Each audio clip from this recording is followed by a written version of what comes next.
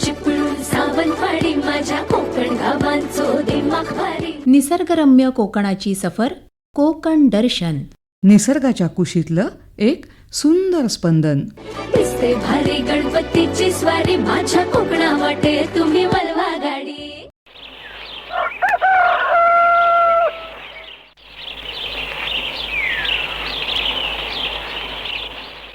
मातीतला माझा राजा दिसतो साजीरा, घामाच्या थेंबाने भरला पिकांचा गाभारा. सोन पीक विरानात उगवितो मोती, देशाची शान माझा तो दृष्ट काढू त्याची कीर्ती. पावसाच्या धारा त्यात पाखरांची बोली, हिरव्या शालूने ही धरती नटली. हिरव्या रानात डोले भाताची गपाती, शेतकरी राजा माझा गुण गाऊ त्याचे किती. अन्नदाता खरा तो जगाचा आधार, त्याच्या कष्टातून फुले अवघा संसार.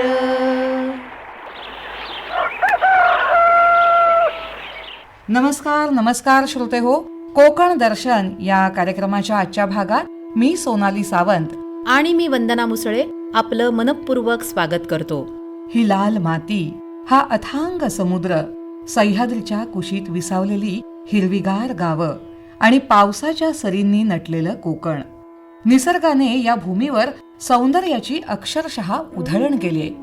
महाराष्ट्राच्या घाट माथ्यावर किंवा पठारावर दूरवर पसरलेली सपाट शेतं आपल्याला दिसतात. काळी कसदार माती, मोठमोठी शिवारं आणि यंत्रांच्या साह्याने केली जाणारी शेती हे तिथलं चित्र. पण कोकणात आलं की हे चित्र पूर्णपणे बदलून जातं. इथली लालसर जांभी माती, डोंगर उतार, खोल दऱ्या आणि छोट्या छोट्या मळ्यांमध्ये विभागलेली शेती. प्रत्येक शेत जणू निसर्गाने प्रेमाने घडवलेलं एक स्वतंत्र चित्रच. सलग मैलोनमैल पसरलेली सपाट जमीन इथे क्वचितच दिसते. डोंगराच्या कुशीत, ओढ्यांच्या काठावर आणि टेकड्यांच्या उतारावर कोकणातला शेतकरी आपल्या कष्टाने शेती फुलवत असतो. कोकणातल्या शेतीचं आणखी एक वैशिष्ट्य म्हणजे ती जवळजवळ पूर्णपणे पावसावर अवलंबून असते. पावसाने वेळेवर हजेरी लावली तर शेतकऱ्याच्या चेहऱ्यावर समाधान फुलतं, पण पावसाने दगा दिला तर त्याची चिंता वाढते. म्हणूनच इथल्या शेतकऱ्याचं नातं निसर्गाशी आणि पावसाशी अतूट असं आहे. या भूमीचं मुख्य पीक म्हणजे भात.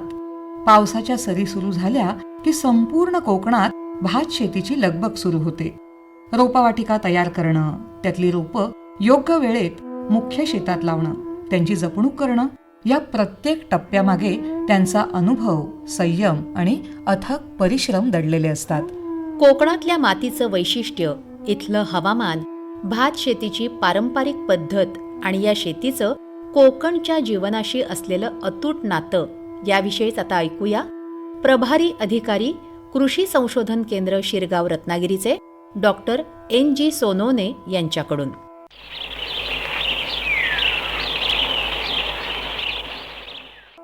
महाराष्ट्राच्या पश्चिमेला अथांग अरबी समुद्राला लागून दऱ्याखोऱ्यांनी नटलेलं कोकणाचं भौगोलिक सौंदर्य, त्याला लागून असलेला विस्तीर्ण असा समुद्रकिनारा हा नेहमीच जगभरातील पर्यटकांना आपल्याकडे आकर्षित करत आलेला आहे. इथे मोठ्या प्रमाणावर लागवड केलेली आंबा, काजू, फणस व नारळ पिके कोकणच्या सौंदर्यात आणखी भर टाकते. पावसाळ्यात इथे वार्षिक सरासरी 3500 ते 4000 मिलीमीटर पाऊस पडतो. अशा अतिपावसाच्या प्रदेशात इथे एकमेव पीक तग धरते ते म्हणजे फक्त भात पीक. त्यामुळे कोकण विभागामध्ये पावसाळ्यात सर्वदूर मुख्यतः भात पिकाची शेती केली जाते. कोकणातील भात शेतीचे मुख्य वैशिष्ट्य हे आहे की ही 2 टप्प्यामध्ये केली जाते. त्यात पहिला टप्पा हा भात पेरणी करून रोपवाटिका तयार करणे, तर दुसरा टप्पा तयार झालेल्या रोपांची मुख्य प्लॉटमध्ये पुनर्लागवड करणे हा आहे. याला स्थानिक भाषेमध्ये भात लावणी असे म्हणतात. कोकणातील भात लावणी ही अत्यंत खेळीमेळीच्या वातावरणात गावखेड्यातील वाडीवस्तीमधील एकमेकांच्या सहकार्याने केली जाते. ही परंपरा फार पूर्वीपासून इथे सुरू आहे. भात लावणी हा एक उत्सवासारखा लोक इथे साजरा करतात. हा फक्त एक पारंपरिक उत्सवच नसून एका सांस्कृतिक सोहळा असा इथे मानला जातो. दरवर्षी विविध ठिकाणी मोठ्या प्रमाणावर भात लावणी महोत्सवासारख्या कार्यक्रमाचे आयोजन केले जाते. आजकालच्या या मॉडर्न मानल्या जाणाऱ्या शहरी व धकाधकीच्या जीवन पद्धतीमध्ये नवीन पिढीला आपल्या शेती परंपरेची जाण असणे गरजेचे आहे. याच उद्देशाने अशा प्रकारच्या भात लावणीच्या उपक्रमामध्ये स्थानिक गावखेड्यातील शेतकऱ्यांसोबतच शहराकडे वळलेली नवीन पिढीसुद्धा सहभागी होताना आजकाल दिसत आहे. तसेच आपल्या विद्यार्थ्यांना ग्रामीण शेतीतील विविध उपक्रमांचा, विशेषतः भात लावणीचा अनुभव घेण्यासाठी विविध शाळा, महाविद्यालयांमार्फत स्थानिक परिसरातील शेतीमध्ये सहली काढल्या जात आहेत. अशा प्रकारच्या शेतीकामातील विद्यार्थ्यांच्या सहभागामुळे त्यांना निसर्गामध्ये रममान होण्याचा, कोकणातील जांभ्या मातीच्या मऊ चिखलामध्ये मनसोक्त खेळण्याचा, तसेच आपल्या ताटामध्ये वाढल्या जाणारे अन्न पिकवण्यासाठी शेतकऱ्यांना घ्यावा लागणाऱ्या कष्टांचा प्रत्यक्ष अनुभव मिळत आहे. अशा प्रकारच्या उपक्रमांमुळे भविष्यातील इलेक्ट्रॉनिक युगाकडे वळल्या जाणाऱ्या नवीन पिढीची नाळ ही सतत इथल्या मातीशी नक्कीच जुळलेली राहील.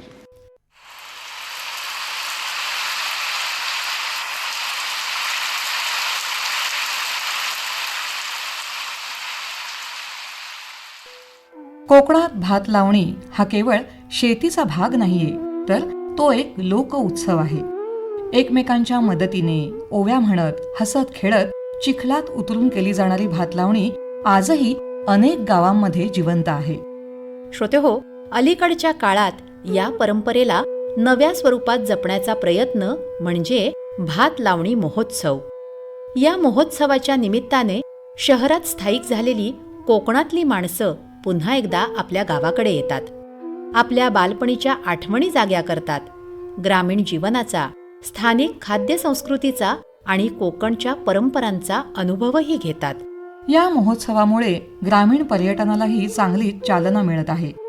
ग्रामदर्शन, स्थानिक पदार्थ, लोककला, शेतीचा प्रत्यक्ष अनुभव आणि निसर्गाच्या सान्निध्यात घालवलेला एक संपूर्ण दिवस, यामुळे पर्यटकांना कोकण नव्याने अनुभवायला मिळतं.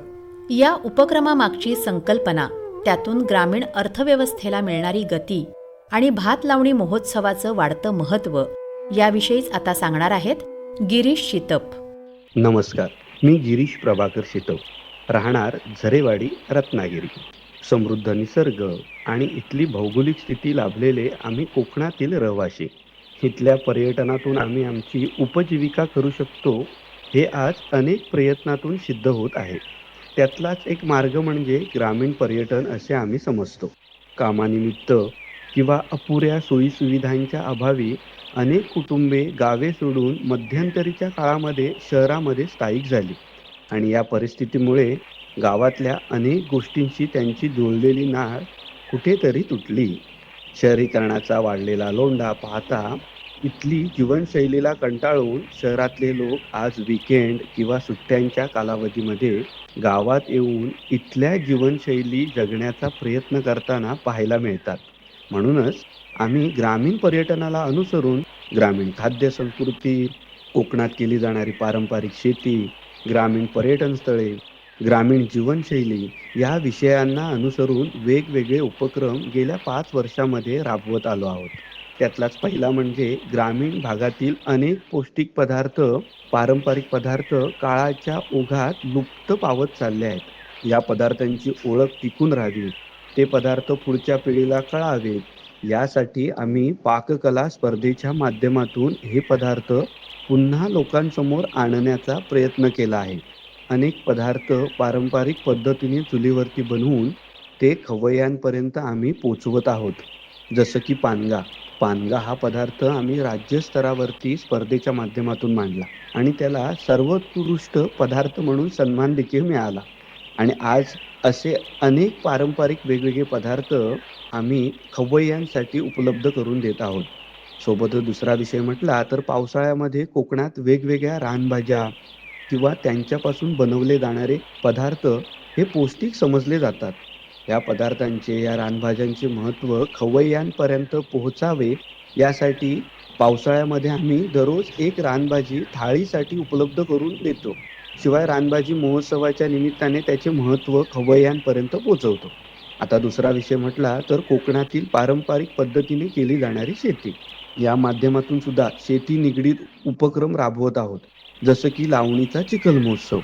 इथली भात शेती लावणी हे एका विशिष्ट पद्धतीने केली जाते. शहरात राहून गावातल्या मातीशी तुटलेली नाळ पुन्हा एकदा जुळावी म्हणून आम्ही थेट पर्यटकांना या शेत लावणीच्या महोत्सवात सहभागी होण्यास प्रोत्साहित करतो.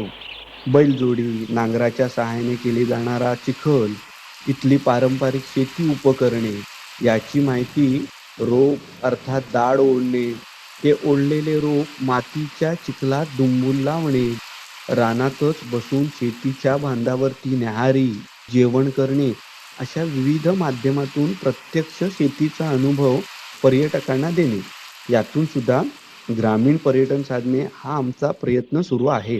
गावातील शेकडो वर्षांपासून उभी असलेली मंदिरे, धबधबे, ओढे, नद्या, गावातली अशी काही ठिकाणे की ज्याला छान असा निसर्ग सौंदर्य लाभला आहे, अशा ठिकाणी पर्यटकांना नेऊन ग्रामीण पर्यटन स्थळे आणि त्यांचं महत्त्व पर्यटकांपर्यंत पोहोचण्याचा आमचा प्रयत्न सुरू आहे. असे अनेक वेगवेगळे उपक्रम जे ग्रामीण पर्यटनाला निगडीत आहेत आणि ग्रामीण पर्यटन वाढावे आणि त्यातून आपली उपजीविका करण्यात यावी यासाठी आमचा गेल्या 5 वर्षापासून प्रयत्न सुरू आहे.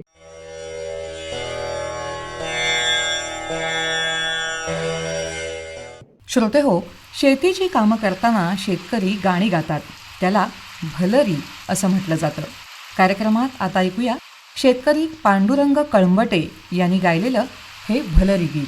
अतिली पातिली सकाळचा पार झापता करू मरदहानू दादा भल्ले भाय दादा, चांदा सूर्याला नमस्कार करू मरदहानू दादा भल्ले भाय दादा, धरतरे मातचं चरण धरू मरदहानू दादा भल्ले भाय दादा, दर्या सागराला दंडवत करू मरदहानू दादा भल्ले भाय दादा, सकाळच्या पारात रे दादा दादा, गाऊ बल्लरी रे दादा दादा, रेवाडीच्या वाघजाय देवीला रे देदा, तो बल्लर देदा, करू सकाळच्या पारात रे दादा दादा, करू आरती रे दादा दादा. श्रोते हो, आजची मुलं मोबाईल, संगणक आणि कृत्रिम बुद्धिमत्तेच्या जगात वाढताना आपल्याला दिसतायत. पण आपल्या ताटात येणारा प्रत्येक भाताचा दाणा किती कष्टातून तयार होतो याची जाणीव मात्र त्यांना नक्कीच व्हायला हवी. आणि म्हणूनच अनेक शाळा विद्यार्थ्यांना प्रत्यक्ष भात लावणीचा अनुभव देताना आपल्याला दिसतात. चिखलात उतरून रोपं लावताना मुलांच्या चेहऱ्यावरचा आनंद अगदी वेगळाच असतो. निसर्गाशी जवळीक निर्माण होते, श्रमाचं महत्त्व समजतं आणि अन्नदात्याविषयी आदरही वाढतो. असाच अनुभव आपल्याला सांगतोय फाटक हायस्कूलमधला 8वीचा विद्यार्थी अर्णव मकरंद पटवर्धन. नमस्कार, मी अर्णव मकरंद पटवर्धन. मी फाटक हायस्कूलमध्ये इयत्ता 8वीत शिकत आहे. आमच्या शाळेकडून भात लावणी हा उपक्रम कोतवड्यातील श्री मधुकर कोलगे यांच्या शेतात घेतला. हा अनुभव माझ्यासाठी नवीनच होता. मी आजपर्यंत शेत नांगरणारे, भात लावणी करणारे शेतकरी लांबूनच पाहिले होते, पण या उपक्रमात चिखलात प्रत्यक्ष उतरून भात लावता आले. तिथे आम्हाला ट्रॅक्टर कसा फिरवायचा, त्यानंतर तयार होणाऱ्या चिखलात भात कसे लावायचे हे शिकायला मिळाले. चिखलात तर आम्हाला खूपच मजा आली. शेताच्या बांधावर बसून न्याहारी करण्याचा अनुभवही खूपच भारी होता. तेथील काकांनी आम्हाला शेतीविषयक कामांची खूप माहिती सांगितली. धान्य पिकवण्यासाठी शेतकऱ्यांना किती कष्ट घ्यावे लागतात आणि किती अडचणी असतात त्याचा आम्हाला अंदाज आला आणि नकळत त्यांच्याविषयीचा आदर वाढला. आम्ही एवढा वेळ शेतात व निसर्गाच्या सानिध्यात कधीच घालवला नव्हता. दरवर्षी शेतकरी काकांबरोबर एक दिवस तरी घालवायचाच असा निश्चय मी तरी केला आहे. हे सर्व करताना मला खूपच छान वाटले आणि मज्जा सुद्धा आली.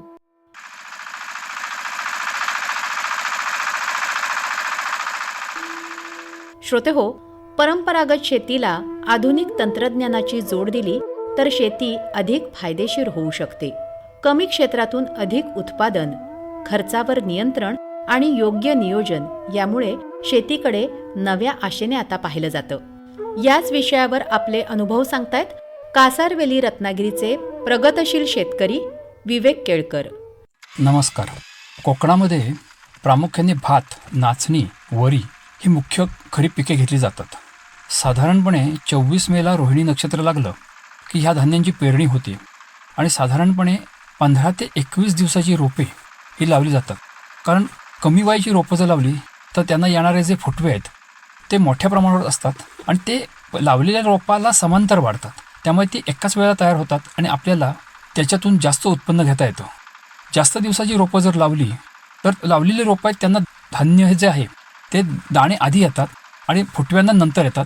त्यामुळे त्याच्यापर्यंत आपलं नुकसान होतं. आज आपल्याला कृषीविषयक सल्ले देणाऱ्या व्यक्तीकडून जर योग्य मार्गदर्शन शेतकऱ्यांना मिळालं, तसे सेमिनार जर भरवले तर निश्चितच शेतकऱ्यांना त्याचा फायदा होऊ शकेल. लावणी महोत्सवासारखे जर कार्यक्रम केले तर त्यामध्ये पर्यटक, शेतकरी आणि विद्यार्थी यांना त्यामध्ये जर सामावून घेतलं तर निश्चितच फायदा होईल आणि पुढच्या पिढीला शेतीविषयक माहिती पण मिळेल आणि त्यांना त्यात आवडही निर्माण होईल. त्यामुळे तसंही करणं गरजेचं आहे. त्याचप्रमाणे रासायनिक खतांचा वापर न करता सेंद्रिय पद्धतीने जर शेती केली तर आपल्या आरोग्याच्या दृष्टीने आणि इतर सर्व गोष्टीनेही आपल्याला चांगल्या प्रकारचं धान्य खायला मिळेल आणि आपला निश्चितच त्याच्यात फायदा होईल. त्याचप्रमाणे कोकणात पावसाचा अनियमितपणा लक्षात घेता आपल्याला अन्य कुठले पाण्याचे स्रोत मिळाले तर त्याचाही वापर करून आपण शेती चांगल्या प्रकारे इथे करू शकतो. ह्या सगळ्या प्रकारामध्ये योग्य मार्गदर्शन मिळणं आणि त्याप्रमाणे शेती करणं, काही ठिकाणी पारंपरिक पद्धतीने शेती केली जाते, काही ठिकाणी आधुनिक तंत्रज्ञानाचाही वापर केला जातो.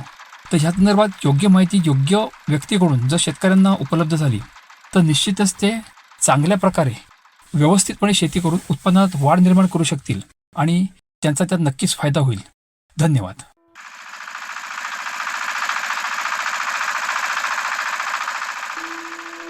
श्रोते हो, पावसाचं बदललेलं चक्र, हवामानातली अनिश्चितता आणि अनंत अडचणी, तरीही कोकणातला शेतकरी कधीही हार मानत नाही आणि मुख्य म्हणजे तो कधीच आत्महत्येसारखं टोकाचं पाऊल उचलत नाही. इथल्या लाल मातीशी त्याचं हे नातं केवळ उपजीविकेचं नाहीये तर भावनेचं आहे. हीच लाल माती त्याला जगायला शिकवते, कष्ट करायला शिकवते आणि प्रत्येक पावसाळ्यात नव्या आशेची पेरणीही करायला शिकवते.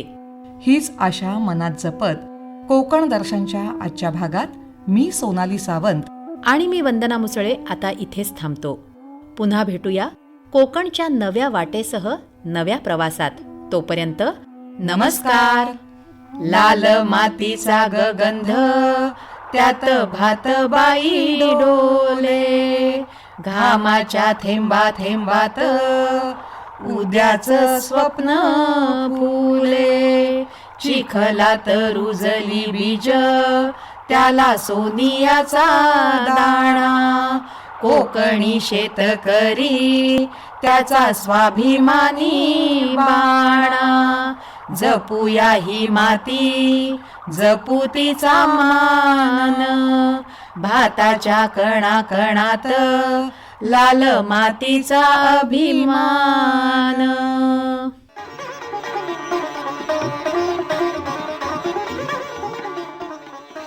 कोकण दर्शन या कार्यक्रमाचं लेखन होतं सोनाली सावंत यांचं. निवेदन आणि निर्मिती सहाय्य सोनाली सावंत आणि वंदना मुसळे. या कार्यक्रमाचे सादरकर्ते होते विवेक वानखडे.